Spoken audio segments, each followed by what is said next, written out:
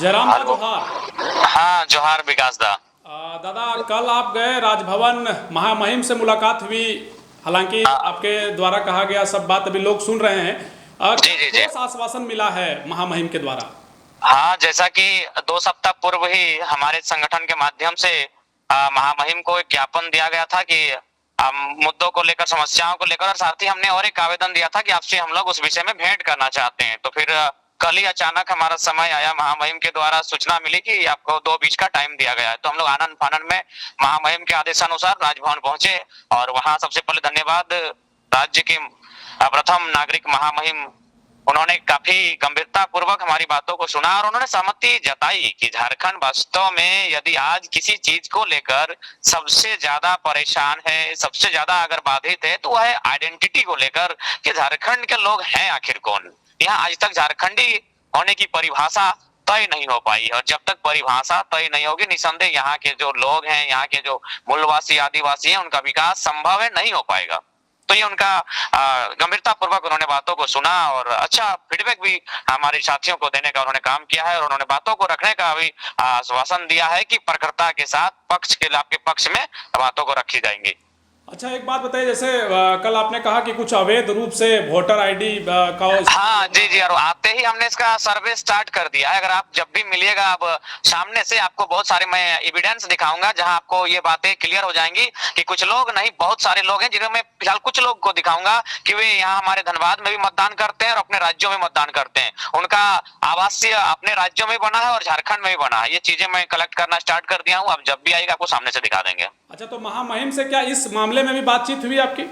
हाँ, महामहिम से मैंने ऐसा कहा कि अनुमान है महामहिम कि हमारे राज्यों में जो अतिक्रमण सिर्फ केवल रोजगार पे ही नहीं बल्कि वोटर आईडी के साथ भी अतिक्रमण हो रहा है। बहुत सारे लोग ऐसे हैं जो दोहरी वोटर आईडी के साथ यहाँ रह रहे हैं और ये चूंकि हम आपको ये अंदर की बात कह रहे हैं, इस तरह से मैंने अपनी बातों को तर्क के साथ उन्हें रखा कि ये चीजें भी हमारे झारखंड में हो रही है और साथ ही एक आंतरिक रिपोर्ट भी कहती है प्रत्येक वर्ष 36,000 लोग झारखंड में आते हैं और रहने लगते हैं। तो इससे भी हमारे चीजों को नुकसान हो रहा है। चलिए जयराम जी, हम तो लगातार चाह रहे हैं कि आप लोगों के आंदोलन को हम हर तरीके से दिखाने का प्रयास करें और आपका संदेश भी लोगों तक पहुंचाएं। और सबसे बड़ा बात तो ये कि सीएम हेमंत सोरेन फुटबॉल को लेकर बयान देते हैं, उसके बाद से आपका बयान जो आता है स्वामी विवेकानंद जी को लेकर के कि पहले फुटबॉल खेलना जरूरी था। अब फुटबॉल खेलते खेलते जयराम दा वॉलीबॉल भी खेलने लगे।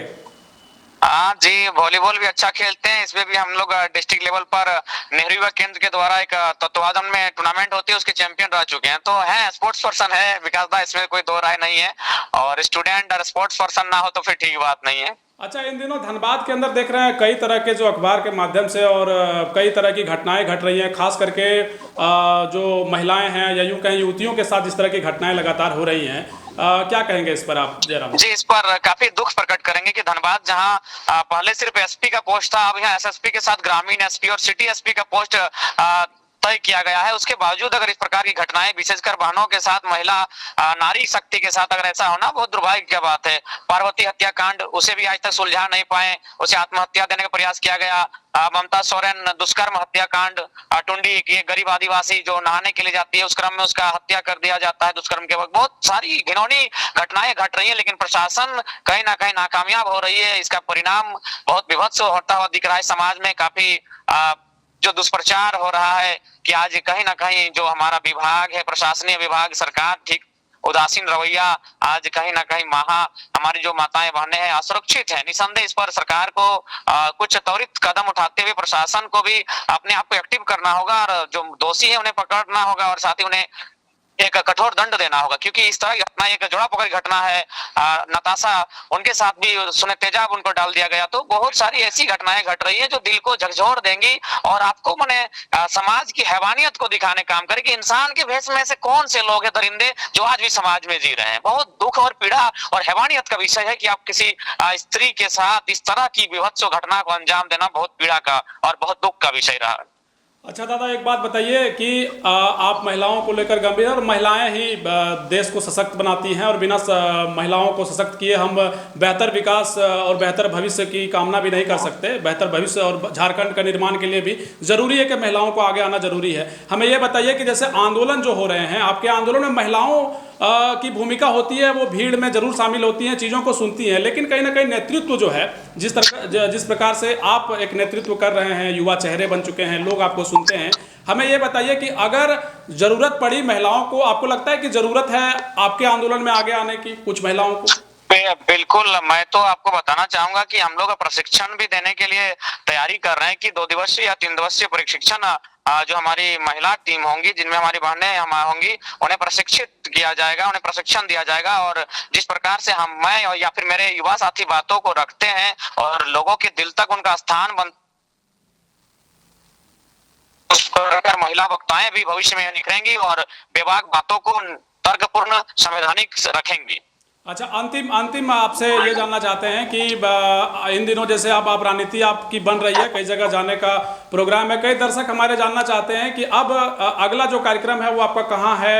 इन 4-5 दिनों की बात करें तो कुछ कार्यक्रम के शेड्यूल? जी, आज ही बगदाहा राजगंज क्षेत्र में है, कल हजारीबाग क्षेत्र में होगा, उसके बाद बोकारो के लिए कुछ करेंगे और फिर 1 सप्ताह के लिए कोल्हान प्रवेश करेंगे।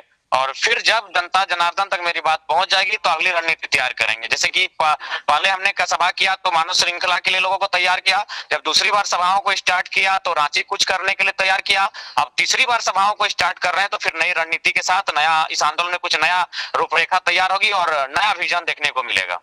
चलिए, बहुत शुक्रिया आपका समय देने के लिए जयराम दा, आप आगे बढ़ते रहिए, फिर हम वही कहेंगे कि ईश्वर आपको शक्ति प्रदान करे, संबल दे। बहुत बहुत धन्यवाद। जोहार।